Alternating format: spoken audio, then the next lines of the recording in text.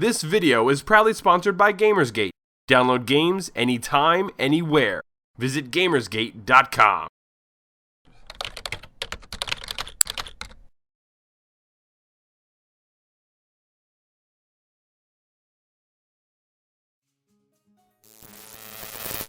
Synchronizing your latest news, Christopher Ferguson, psychologist at Texas A&M, has definitely added a new layer to the media violence debate. Speaking to Forbes in the wake of the attack in Oslo, Norway, Ferguson postulates that blaming video games for acts of violence is not only faulty logic, but could be racist. Quote, "I know it's a little controversial to say that there's a certain type of racism in place with these killings. When shootings happen in an inner city in minority-populated schools, video games are never brought up. But when these things happen in white-majority schools and in the suburbs, people start to freak out and video games are inevitably blamed. I think there's a certain element of racism or ignorance here," unquote. Ferguson went on to say that blame for video games has gone down since the aftermath of the Columbine shooting, when associating gaming with violent tendencies was at its highest in the media. The psychologist also suggests that new research, which shows that 95% of young males of similar age to recent shooters play violent video games, makes that pastime implausible as any root cause of such behavior.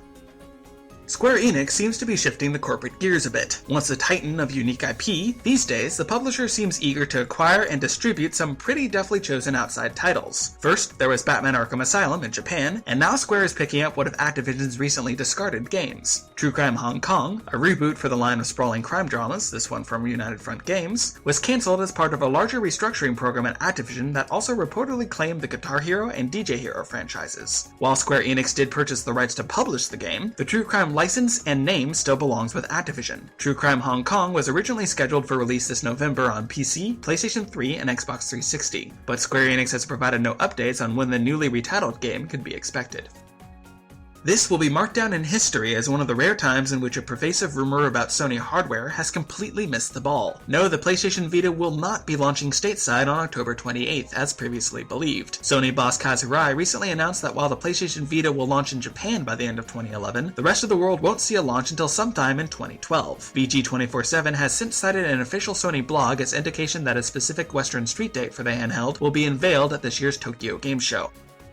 Is Netflix not enough for your video content streaming needs? Is there a Sopranos rerun-shaped hole in your viewing experience? Well, fear not, as the home box office announced early last week that it is bringing a streaming model of its premium cable channel to consoles. Called HBO Go, the service requires an active HBO subscription. It was confirmed by Time Warner CEO Jeff Bewkes in a conference call to investors. No specific consoles have been confirmed.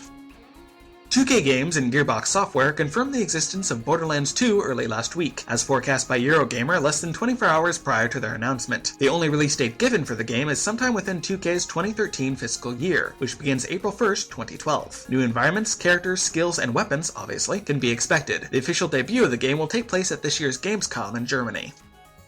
According to a report out of GameIndustry.biz, Team Bondi has packed up shop and allied itself with fellow Sydney-based production company Dr. D Studios. Rumors surrounding the move suggest that Rockstar's disowning of the studio left it with little friends in the games industry, leaving it to go into film work at the house of George Miller, director of films such as Mad Max and Happy Feet. Several high-profile Team Bondi members, including controversial boss Brendan McNamara, have made multiple visits to the studio recently. In a cruel twist of fate, Dr. D Studios already houses many ex-Bondi staffers, who claim to have left the company over the same conditions that led to the studio falling out with Rockstar. Should Bondi be integrated into Miller's company, the most logical place would be in the games division of KMM Studios, which was last working on a tie-in game for the oft-delayed Mad Max film reboot. Neither company has confirmed the move, but Elder Geek has sent out for comment and it is waiting response. And finally, for this week, Sony has announced its answer to the Xbox 360's lucrative Summer of Arcade program, called PSN Play. The annual event will host a series of new PlayStation Network titles bound under a special offer if purchased in bulk. This year, the games up for grabs are Capcom's Street Fighter III Third Strike Online Edition on August 23rd, Hothead's The Baconing, third game in the Deathspank franchise, on August 30th, Majesco's Blood Rain Betrayal on September 6th, and Sega's Renegade Ops on September 13th. Pre-ordering any game will get a special cross-media bar theme and unique DLC for each title. Purchasing all 4 games featured in the event by September 19th will net a download code for Sony Online Entertainment's Payday the Heist. The PSN Play event is believed to be the reason for the delay of Blood Rain Betrayal on Xbox Live Arcade, although no other featured titles have moved back release on the 360.